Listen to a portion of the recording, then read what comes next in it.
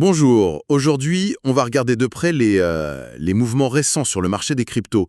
C'est assez contrasté, hein. On a des nouvelles, disons, structurantes, et puis cette volatilité qui est toujours là. L'idée c'est de décortiquer un peu ensemble ce que tout ça signifie. Ok, alors on commence. On peut démarrer par le côté positif si on veut. On a vu EOS qui a bien tenu, même progressé récemment. C'est notable.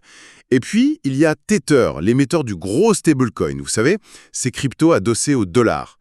Eux, ils ont de grosses ambitions, une levée de fonds énorme. On parle de dizaines de milliards, peut-être une valorisation folle, et ils recrutent du lourd, un ancien de la Maison-Blanche. Oui, ils veulent clairement asseoir leur domination sur ce marché des stablecoins. C'est une stratégie très offensive. Tout à fait. Et à côté de ça, on voit aussi des acteurs plus classiques, on va dire, qui se lancent. Smart Digital Group, par exemple, qui monte un portefeuille Bitcoin, Ethereum, mais avec une gestion des risques pro au niveau institutionnel. Hmm, Il y a aussi Silo Pharma, une boîte biopharmaceutique, qui s'associe à Fireblocks pour sécuriser sa trésorerie en crypto, Bitcoin, Ether, Solana. D'ailleurs, l'action Silo a bien grimpé après ça. Ah ouais, c'est un signal intéressant ça, quand des entreprises hors secteur tech-finance commencent à intégrer les cryptos pour leur trésorerie. Exactement. Et enfin, JZXN, qui nomme à nouveau CEO Doug Burger, avec une mission claire, intégrer Bitcoin et Ethereum dans leur stratégie. C'est fascinant de voir ça. D'un côté, l'acteur majeur comme Tether qui veut tout écraser, et de l'autre, ces entreprises plus traditionnelles ou en tout cas institutionnelles qui avancent prudemment. Smart Digital Group, Silo Pharma, JZXN. Ce qu'on voit là, c'est vraiment une recherche de pont entre la finance traditionnelle et le monde crypto, avec un accent mis sur la sécurité, la gestion des risques. C'est une tentative de professionnalisation, quoi. Oui, on sent cette tendance.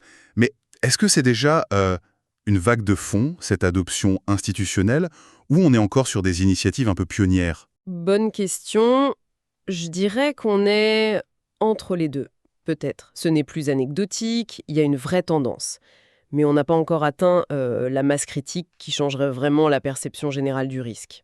Chaque succès, comme potentiellement celui de Silo Pharma ou JZXNRN, aide à paver la voie, c'est sûr. Le gros enjeu, c'est de voir si cette intégration peut se faire, sans importer aussi l'extrême volatilité qu'on connaît. Ben voilà, parlons-en de cette volatilité. Parce que c'est là que ça devient vraiment intéressant. Cette belle image de structuration, elle se confronte à une autre réalité. Le Bitcoin qui a décroché assez fort récemment, il est passé sous un seuil symbolique important, là, les 112 $. Oui, une chute notable. Et la cause principale qui est évoquée, c'est une vague de liquidation massive. On parle de plus d'1,5 milliard de dollars de positions avec effet de levier qui ont été liquidés. Oh oui, énorme. Plus de 400 000 traders touchés en 24 heures. Et évidemment, ça a tiré tout le reste vers le bas.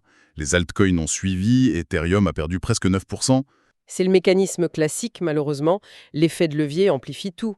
Une baisse initiale, même modérée, peut déclencher des appels de marge, des ventes forcées, et ça crée cet effet domino qui accélère la chute. C'est très violent et ça touche tout le marché, pas juste le Bitcoin.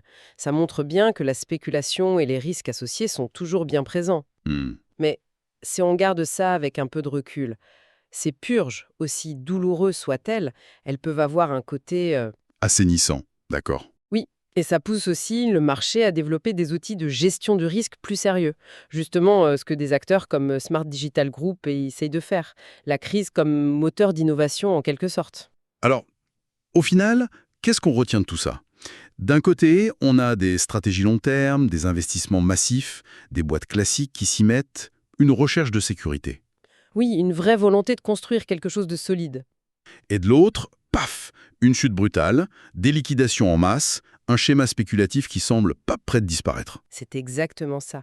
C'est toute la dualité, la tension permanente de cet écosystème. Il y a la vision long terme, l'intégration, la construction d'infrastructures, et puis il y a la réalité court terme, un marché encore jeune, très influencé par la psychologie collective, la spéculation, l'effet de levier. Les deux coexistent et c'est ça qui façonne le marché jour après jour. Ça laisse pensif pour la suite quand même. Comment est-ce que ces investissements qui visent la stabilité, l'intégration, peuvent vraiment réussir face à une volatilité pareille? Est-ce que c'est juste les douleurs de croissance d'un marché qui mûrit, ou est-ce que c'est une instabilité plus fondamentale qui va continuer à poser problème? Voilà une question à méditer.